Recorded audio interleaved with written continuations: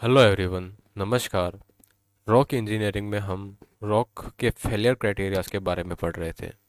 उसमें हमने देखा था कि इंटैक्ट रॉक और रॉक मास की जो स्ट्रेंथ होती है वो किस किस के ऊपर डिपेंड करती है। इंटैक्ट रॉक की जो स्ट्रेंथ होती है वो उसकी ओरिजिन, उसके structure, composition, texture, grain size और पोरोसिटी के ऊपर डिपेंड करती है। और जो रॉक मास होता है, रॉक मास की जो प्रॉपर्टी होती है वो इंटैक्ट रॉक मटेरियल, मतलब इन प्रॉपर्टीज़ के साथ साथ इसके जो जॉइंट के पैटर्न्स है और जॉइंट्स की जो प्रॉपर्टीज़ है उसके ऊपर भी निर्भर करती है। तो जहाँ भी जॉइंट आएगा वहाँ पे हमारा स्केल इफेक्ट आएगा। स्केल इफेक्ट मतलब हमारी सैंपल की रिलायबिलिटी को शो करता है। स्केल इफेक्ट अगर हमारा ज़्यादा है तो रॉक की स्ट्रेंथ भी उस हिसाब से फिर हमारी वेरी करती रहती है। इसके साथ जब जॉइंट आ जाते हैं तो जॉइंट के साथ हमारा क्या होता है कि इसके कन्फाइनमेंट प्रेशर्स को भी हमें ध्यान रखना होता है कि यहाँ पे इस जॉइंट में अगर इस साइड हमारा कन्फाइनमेंट प्रेशर नहीं है तो यहाँ पे इस साइड में इसकी टेंसाइल स्ट्रेंथ हमारी क्या होगी, बहुत ही कम होगी। या फिर जब यहाँ पे हम कंप्रेसिव फोर्स लगाएंगे तो यहाँ पे पॉइजन्स रेशियो के हिसाब से लेटरल डायमेंशन में जो एक्सपांशन होगा इसके कारण ये बहुत जल्द ही स्प्लिट हो जाएगा। राइट। इस तरह से हमें रॉक मास की प्रॉपर्टीज़ में उसकी जो मटेरियल प्रॉपर्टीज़ के कारण स्ट्रेंथ आती है उसके साथ जॉइंट की प्रॉपर्टीज़ में जो स्ट्रेंथ आती है, इन दोनों पैरामीटर को ध्यान में रखना होता है। और जॉइंट की प्रॉपर्टी को जो मेनली इन्फ्लुएंस करता है वो हमारा क्या है, कन्फाइनिंग प्रेशर है। तो इन सभी पैरामीटर को ध्यान में रखते हुए हमने डिफरेंट रॉक स्ट्रेंथ क्राइटेरिया को स्टडी करना है, जिसमें हमारा फेलियर क्राइटेरिया में हम क्या करते हैं कि मेजर स्ट्रेसेस को हम उसकी जो कन्फाइनिंग प्रेशर या यूसीएस वैल्यू के साथ हम क्या करते हैं, उसका इंटर रिलेशनशिप शो करते हैं। जिससे ये सिग्मा 1 और सिग्मा 3 के बीच में रिलेशनशिप है। Right. At failure sigma 1 and sigma 3 are what, उस रॉक सैंपल में लगने वाला प्रिंसिपल स्ट्रेसेस। और सिग्मा सी हमारी क्या है, उस रॉक सैंपल को जब हम कोर कट करके लाते हैं लेबोरेटरी में और यूसीएस वैल्यू निकालते हैं, उस UCS value uniaxial compressive strength कितनी आती है उसे हम सिग्मा सी बोलेंगे। तो फेलियर क्राइटेरिया में हमारे पास जो गिवन पैरामीटर है उसके हिसाब से फिर हम उस रॉक की क्या करते हैं, स्ट्रेंथ फाइंड आउट करते हैं। तो सबसे पहले हमने देखा था मोर कूलाम क्राइटेरिया। मोर कूलाम क्राइटेरिया में हमने देखा था कि रॉक मास में जो शेयर फेलियर होता है वो किसी प्लेन के ऊपर होता है, तो शेयर फेलियर है वो किसका रिलेशनशिप होता है, उसके ऊपर लगने वाला नॉर्मल स्ट्रेस और इस जंक्शन पे लगने वाला कोहेसिव फोर्स। उसके हिसाब से फिर हमने टॉ का रिलेशनशिप डिराइव किया था, या फिर टॉ का रिलेशनशिप मोहर कुलाम में दिया हुआ है। Tau is equal to C dash into sigma N tan phi dash. Dash का अर्थ यहाँ पे क्या है कि हम यहाँ पे इफेक्टिव स्ट्रेसेस को कंसिडर करके चल रहे हैं। राइट। फिर यहाँ से फिर हमने देखा था कि किस तरह से हमारा प्रिंसिपल स्ट्रेसेस के साथ कन्फाइनिंग प्रेशर का रिलेशनशिप होता है, जो यहाँ पे है sigma 1 is equal to what, sigma C plus 10 square 45 plus 5/2 into sigma 3। Right. यहाँ पे सिग्मा सी यहाँ पे क्या है, यूनी एक्सल कंप्रेसिव स्ट्रेंथ है। फाइव डैश हमारा क्या है, एंगल ऑफ इंटरनल फ्रिक्शन है। सिग्मा सी की वैल्यू हमने देखा था किस तरह से हमने फाइंड आउट की थी, 2c tan 5। राइट। तो सी का हमारा रिलेशनशिप था 2c tan 45 प्लस 5/2। राइट। इस तरह से हमें सिग्मा सी की वैल्यू निकाली थी और इसको हमने प्रिंसिपल स्ट्रेसेस के साथ रिलेशनशिप में पुट किया था। राइट। तो इस तरह से हमने मोर कूलाम फेलियर क्राइटेरिया देखा था। मोर कूलाम फेलियर क्राइटेरिया में इस ये जो इक्वेशन होती है ये हमारा क्या होता है, मोर कूलाम फेलियर क्राइटेरिया। इसमें ये जो tau is equal to what, C into sigma N tan 5। Right. ये इसका रिलेशनशिप होता है। यहाँ पे हम रॉक में cut off tension zone provide कराते हैं अगर ये किसी भी डिसकंटिन्यूटी के अलोंग फेल होता है, ऐसा अज्यूम करके। यहाँ पे जैसे जैसे हम कन्फाइनिंग प्रेशर को इंक्रीज करते जाते हैं तो उससे हमारा उसमें लगने वाला यूसीएस या फिर प्रिंसिपल स्ट्रेसेस की वैल्यू भी क्या होती है, ग्रेजुअली इंक्रीज होती रहती है। राइट। मतलब क्या है कि अगर रॉक मास में अगर कन्फाइनमेंट इंक्रीज होता है तो कन्फाइनमेंट के इंक्रीजमेंट के साथ क्या होता है कि उसकी जो अल्टीमेट स्ट्रेंथ है उस वैल्यू को भी हमारा क्या होता है, इंक्रीज होना पड़ता है। राइट। तो फिर हमने देखा था effect of pressures in the principal stress ratio. तो effect of principal stress ratio में हमारा इफेक्टिव स्ट्रेस, टोटल स्ट्रेस की जगह हम क्या लेंगे, यहाँ पे इफेक्टिव स्ट्रेस को कंसीडर करके चलेंगे। और ये हमारा जो रिलेशनशिप था उसको हमने रीअरेंज करके लिखा था। राइट। आज हम पढ़ेंगे हमारा Hoek and Brown criteria. In hook and Brown criteria, empirical failure criteria capable of modeling high non-linear relationship between major and minor principal stresses। तो हुक एंड ब्राउन ने फेलियर क्राइटेरिया हमारा दिया है जिसमें ये रिलेशनशिप उसने यूज़ किया है, what, sigma 1 is equal to sigma 3 plus under root of M sigma C into sigma 3 plus S into sigma C का स्क्वायर, राइट। यहाँ पे सिग्मा 1 f एंड सिग्मा 3 क्या है, हमारे major and minor principal stresses, और वो भी dash लगाया, इसका अर्थ क्या है, ये इफेक्टिव स्ट्रेसेस है, राइट। एंड सिग्मा सी यहाँ पे हमारा क्या है, uniaxial compressive strength of intact material of that sample, right. And here M and S are the material constant, M और एस हमारे मटेरियल कांस्टेंट है जो अलग अलग रॉक पे अलग अलग उनकी वैल्यू रहेगी, राइट। एस की जो वैल्यू होती है फॉर इंटैक्ट रॉक, ये कितनी मान के चलते हैं हम, 1 मान के चलते हैं। लेटर इसी फॉर्मूले को हुक एंड ब्राउन ने ये कब दिया था, 1980s में।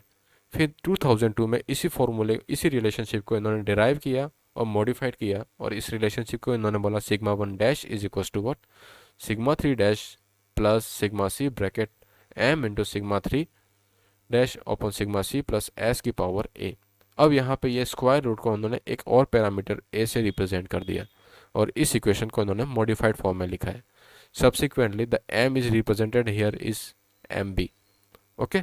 इसके बाद फिर इस m को इन्होंने mb से रिप्रेजेंट किया, और which value is reduced value of the material constant mi is given by, यहाँ पे जो mb की जो वैल्यू है वो क्या होती है, mi into exponential of gsi minus 100 divided by 28 minus 14d। यहाँ पे gsi क्या है, जियोलॉजिकल स्ट्रेंथ इंडेक्स, क्या है, जियोलॉजिकल स्ट्रेंथ इंडेक्स। ये हमें रॉक स्ट्रेंथ पैरामीटर जो होते हैं उससे पता चलेगा।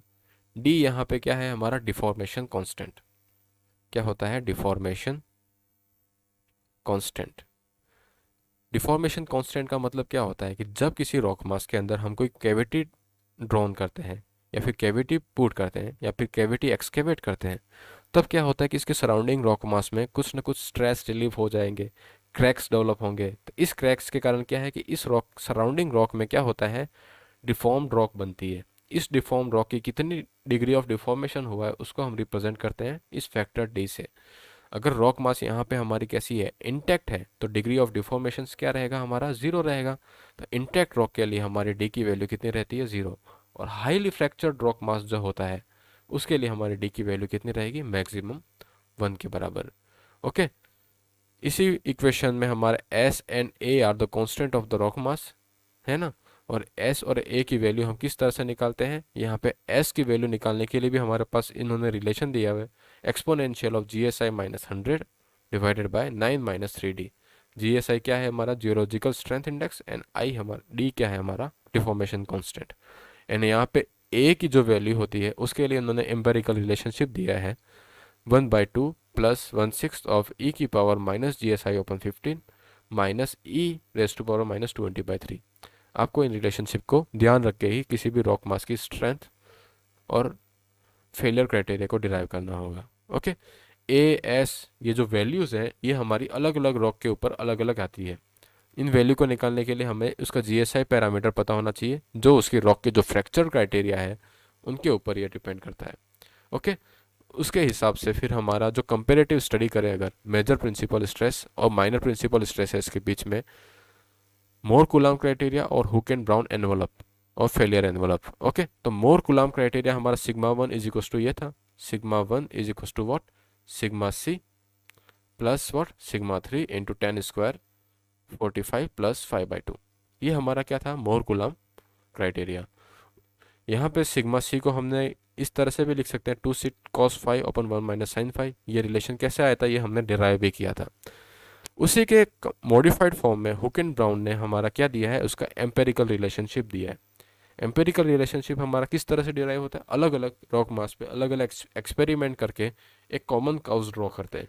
इन कॉमन कर्व्स ड्रॉ करने के बाद हमारा एक कॉमन पैरामीटर्स आते हैं। इन पैरामीटर्स को ध्यान में रखते हुए हम कहते हैं कि अलग अलग रॉक में इन पैरामीटर्स में अगर वेरिएशन करते हैं तो कुछ रिलेशनशिप बैठ सकता है। इस हिसाब से हुक एंड ब्राउन ने हमारा ये फेलियर क्राइटेरिया की इक्वेशन दी है, जिसमें उन्होंने मॉडिफाइड है, 2002 में आई थी ये इक्वेशन, उससे पहले कुछ और थी, right. Sigma 1 is equal to sigma 3 plus under root में थी। देन आफ्टर 2002 में इसी इक्वेशन को उन्हें उसी इक्वेशन को इन्होंने मॉडिफाइड किया और sigma 1 equals to sigma 3 plus sigma C I bracket में M B plus sigma 3 upon sigma C I plus S की पावर ए, इन सभी पैरामीटर के डिराइव करने के लिए ए की, एस की वैल्यू और एम बी की वैल्यू निकालने के लिए इन्होंने एम्पिरिकल रिलेशनशिप दिए थे, राइट। इन्होंने यहाँ पे देखोगे तो यहाँ पे हम मोर कूलम्ब क्राइटेरिया में टेंशन कट ऑफ पॉइंट लेते हैं, लेकिन हुक एंड ब्राउन क्राइटेरिया यहाँ पे क्या है, स्मूथ कर्वीलिनियर कर्व्स को कंसीडर करके चलते हैं, राइट। इस तरह से हमारा क्या है, दोनों का कंपैरेटिव स्टडी हम कर सकते हैं। फिर यहाँ पे दे रखा है कि डी की वैल्यू जो होती है वो हमारे हाईली इंटैक्ट रॉक होती है। जैसे हमने यहाँ पे टनल एक्सकेवेट की है, इसकी सराउंडिंग रॉक में कोई भी हाई फ्रैक्चर्ड नहीं है, स्मूथ फ्रैक्चर्ड ही है, मतलब माइनर फिशर्स ही है और इंटैक्ट पैटर्न की रॉक है, तो डिस्टर्बेंस हमारा कैसा होगा, इसमें मिनिमम होगा और इसे हम क्या मानेंगे, डी की वैल्यू को 0 मानेंगे। फिर धीरे धीरे हम देखते हैं कि जैसे जैसे हम रॉक को कट करते रहते हैं, उसमें जैसे जैसे उसकी डिस्टर्बेंस की वैल्यू अगर इंक्रीज होती है, डिग्री ऑफ डिस्टर्बेंस इंक्रीज होता रहता है, तो हम क्या मानते हैं, डी की वैल्यू को धीरे धीरे हम इंक्रीज करते जाते हैं। ये हाईली फ्रैक्चर्ड रॉक है, ब्लास्ट करने के बाद जो फॉर्म होती है, तो यहाँ पे हमारी डी की वैल्यू कितनी होती है, 1 के बराबर होती है, ओके। फिर हम देखते हैं, ये हो गया हमारा Hoek and Brown criteria. Hoek and Brown criteria की जो इक्वेशन होती है और उसका inter relationship with Mohr failure criteria, okay. Then after हम देखते हैं कुछ एम्पेरिकल क्राइटेरिया, जैसे में हमारा पैराबोलिक रिलेशनशिप था जो हमारा ग्रिफिथ रिलेशनशिप से रिप्रेजेंट होता है। एम्पेरिकल क्राइटेरिया का अर्थ क्या होता है, it is a more precise failure criteria, it may be determined for any rock by fitting an envelope of the Mohr circle representing the value of principal stresses at the peak conditions in laboratory. मतलब हम उस rock sample की study करते हैं, different samples की, उसके हिसाब से फिर हम देखते हैं कि ये जो रॉक मास है वो इस तरह से बिहेव करता है, तो उसका जो फेलियर एनवलप है कुछ इस तरह से रहेगा। और जो पैरामीटर जिनके ऊपर ये फेलियर एनवलप वेरी करता है या चेंज होता है, उसको हम ध्यान में रख ले चल लेते हैं, राइट। तो इसके हिसाब से फिर ग्रिफिथ क्राइटेरिया हमारा आया, जिसे हम पैराबोलिक फेलियर क्राइटेरिया भी कहते हैं। इन्होंने कहा कि जो हमारा रॉक सैंपल होता है उसमें डिफरेंट डिसकंटिन्यूटीज होती है, वो कैसी इलेप्टिकल फॉर्म में होती है, जो कैविटीज फॉर्म होती है। जैसे हमारा क्या है, ये रॉक मास है, इस रॉक मास में यहाँ पे कोई फ्रैक्चर है, तो इस फ्रैक्चर में यहाँ पे ये जो फ्रैक्चर है कुछ इस तरह से पैटर्न्स ऑफ इलिप्स फॉर्म करते हैं, इस तरह से, राइट। इस पैटर्न्स ऑफ इलिप्स फॉर्म में जैसे जैसे हम स्ट्रेस इंक्रीज करते हैं, तो यहाँ पे अभी क्या, ये फ्रैक्चर बहुत ही फिशर क्रैक्स है, मतलब बहुत माइनर क्रैक्स है, लेकिन जैसे जैसे स्ट्रेस इंक्रीज करेंगे तो यहाँ पे इनकी एजेस के अलोंग क्या होगा, स्ट्रेस का कंसंट्रेशन होगा। इस स्ट्रेस कंसंट्रेशन के कारण ये क्या है कि यहाँ पे इन पर्टिकुलर पॉइंट्स पे क्या होता है, ये रॉक हमारा फेल करने लग जाता है। तो जब इन पर्टिकुलर पॉइंट्स पे हमारा रॉक अपनी स्ट्रेंथ से बियॉन्ड इसके ऊपर स्ट्रेस आने लग जाते हैं, तो क्या होता है, यहाँ पे ये फेल करता है और ये क्रैक्स क्या होते हैं, हमारे एक्सपांड करके मेजर क्रैक्स या डिसकंटिन्यूटी को रिप्रेजेंट करने लग जाते हैं। तो ग्रिफिथ क्राइटेरिया इन्हीं चीज़ को कंसिडर करके इन्होंने रॉक की स्ट्रेंथ पैरामीटर को डिराइव किया था या डिफाइन किया था। तो इन्होंने कंसिडर किया कि जो ये डिसकंटिन्यूटीज़ है, ये फिशर क्रैक्स है, ये बीटा डिग्री प्रिंसिपल स्ट्रेस के अलोंग इंक्लाइंड है। इसके ऊपर हमारे यहाँ पे क्या है, नॉर्मल स्ट्रेस सिग्मा वाई लग रहा है और शेयर स्ट्रेस हमने अज्यूम किया कि सिग्मा एक्स है, ओके। तो इन्होंने फिर यहीं पे ये डिराइव किया कि इस डिसकंटिन्यूटी को उन्होंने जूम करके देखा, इन एजेस पे हमारे क्या है, मेजर प्रिंसिपल या फिर स्ट्रेस कंसंट्रेशन आ रहे हैं। क्या आ रहे हैं, स्ट्रेस कंसंट्रेशन, ओके। इस स्ट्रेस कंसंट्रेशन के कारण ये क्रैक्स क्या है, फर्दर यहाँ पे हमारे इंक्रीज होते जाएंगे, राइट। इस डिसकंटिन्यूटी के जो हमारा क्रैक की लेंथ है, ये हमारी क्या है, 2c के बराबर है, okay. The Griffith has postulated the crystalline material containing a large number of randomly oriented zones of potential failure in forms of grain boundaries or microfractures जिसे कहते हैं। The Griffith hypothesized that the stress concentrations develop at the end of these cracks, causing what? Cracks to propagate and ultimately contribute to the macro failure और major discontinuity को propagate करते हैं या फिर वहाँ पे जाके ये रुकते हैं। इन्होंने कुछ अजम्पशन लेके चले थे, the flaws that the elliptical in shape, मतलब जो क्रैक्स होते हैं ये हमारे कैसे हैं, इलिप्टिकल होते हैं। The adjacent flaws are do not interact, मतलब ये क्रैक इस क्रैक के साथ जनरली इंटरेक्ट नहीं करते हैं जब तक यहाँ पे डिसकंटिन्यूटीज इनका पैटर्न प्रोपोगेट नहीं कर पाता है तब तक। The material is assume to be what, homogeneous the ellipse and stress systems are taken to be a two dimensional. इन्होंने टू डायमेंशनल स्ट्रेस सिस्टम को ही अज्यूम किया था, थर्ड डायमेंशन को इन्होंने कंसिडर करके नहीं चले थे। ओके, तो इसके हिसाब से जो मैक्सिमम स्ट्रेसेस हैं यहाँ पे, इन सिग्मा मैक्स की जो वैल्यू है वो उन्होंने इस रिलेशनशिप से डिराइव की थी, is equal to what, two sigmas naught under root of sigma c divided by rho. C यहाँ पे क्या है, इस डिसकंटिन्यूटी की डिस्टेंस है। Okay, the Griffith postulated different energy in strip. यहाँ पे जो लोड लगाएंगे तो लोड क्या है, इसमें एज ए एनर्जी ट्रांसफर होगा, इसमें कितनी एनर्जी स्टोर्ड होगी, तो उसके लिए यहाँ पे W E is equal to what, pi into c square sigma not square upon epsilon, sorry modulus of elasticity E के फॉर्म में रहेगी। The surface energy resulting from the formation of crack is equal to what, W S is equal to 4ct। तो इन्होंने elliptical hole में energy total कितनी stored होगी, तो वो कितनी होगी, W E minus W S is equal to pi C square sigma not square upon E minus 4ct। Right, तो ये हमारे क्या है, इतनी एनर्जी इसमें जब क्रैक्स डिस्पर्स होंगे या फिर क्रैक्स प्रोपोगेट होंगे तो इतनी एनर्जी हमारी क्या हो जाएगी, रिड्यूस हो जाएगी। राइट, फिर हमारा इन्होंने क्या किया है कि किस स्टेट पे हमारी मैक्सिमम एनर्जी आएगी, तो उसके लिए क्या करेंगे, एनर्जी रिलेशनशिप को हम इस क्रैक्स की जो डेप्थ है, डायमेंशन है, उसके साथ हम क्या करेंगे, D is equal to what, 4c। तो हमारा एक क्रैक्स की लेंथ कितनी होनी चाहिए जहाँ पे इसमें मैक्सिमम एनर्जी क्या हो, डिक्रीज हो, तो उसके लिए इन्होंने क्या किया कि इसको हमने डिराइव किया, डिफ्रेंशिएट किया, और डिफ्रेंशिएशन की वैल्यू को 0 के बराबर कर देंगे तो मैक्सिमम और उस अल्टीमेट वैल्यू ऑफ सी को हम अचीव कर लेंगे। तो उसके करस्पॉन्डिंग हमारा सिग्मा नॉट की वैल्यू कितनी आती है, टी नॉट के बराबर आती है, जिसे हम अंडर रूट ऑफ 2et अपन पाई सी के बराबर रखते हैं। यहाँ पे टी नॉट हमारा क्या है, टेंसाइल स्ट्रेंथ ऑफ मटेरियल, इसे हम इनडायरेक्ट टेस्ट से हम फाइंड आउट कर ही लेते थे, राइट, बाय ब्राजीलियन टेस्ट और अदर। यहाँ पे फिर हमारे डिफरेंट केसेस है, if sigma 1 is greater than sigma 3 then 3 sigma 1 plus sigma 3 is less than 0। तो यहाँ पे जो फेलियर की कंडीशन बनती है उन्होंने इस तरह से डिराइव की थी। देन आफ्टर यहाँ पे जो रिलेशन है कोस थीटा का वो इन्होंने दिया था। फिर इन्होंने सेकंड केस लिया कि सिग्मा 1 इज ग्रेटर देन, लेकिन 3 sigma 1 plus sigma 3 is what, positive आता है, तब यहाँ पे इन्होंने फेलियर क्राइटेरिया का अल्टीमेट रिलेशनशिप जो दिया था वो क्या दिया था, tau square is equals to 4 times of sigma T under root of sigma T minus sigma Y. Right, इस रिलेशनशिप के साथ उन्होंने फेलियर इनिशिएट होता है ये माना था। तो उसके हिसाब से फिर उन्होंने ये फेलियर क्राइटेरिया डिराइव किया था। इस कर्व का जो रिलेशनशिप होता है वो क्या होता है हमारा, टो एक्स वाई का square is equal to 4ct sigma T, 4 sigma T minus sigma Y. Sigma T यहाँ पे क्या है, इसकी टेंसाइल स्ट्रेंथ है, राइट, और सिग्मा टी की वैल्यू यहाँ पे कितनी दे रखी है, ये हमारा सिग्मा टी के बराबर है, राइट। यहाँ पे अगर फेलियर होता है तो फेलियर से सेंटर की जो डिस्टेंस होती है ये हमारी कितनी है, 2 सिग्मा टी। इससे हम सिग्मा टी कर्व से भी फाइंड आउट कर सकते हैं, टो एक्स वाई की वैल्यू क्या हो जाएगी यहाँ पे, ये टो एक्स वाई, राइट। और ये कर्व हमारा कैसा है, फेलियर कर्व हमारा कैसा है, पैराबोलिक। इसीलिए हम ग्रिफिथ क्राइटेरिया को कैसा बोलेंगे, पैराबोलिक फेलियर क्राइटेरिया भी कह सकते हैं, राइट। तो इस तरह से हमने ग्रिफिथ फेलियर क्राइटेरिया और Hoek and brown failure criteria के बारे में समझा, राइट। यहाँ पे आपके जो एग्जाम में क्वेश्चन आएंगे वो इनके ऊपर शॉर्ट नोट लिखने के हिसाब से आते हैं।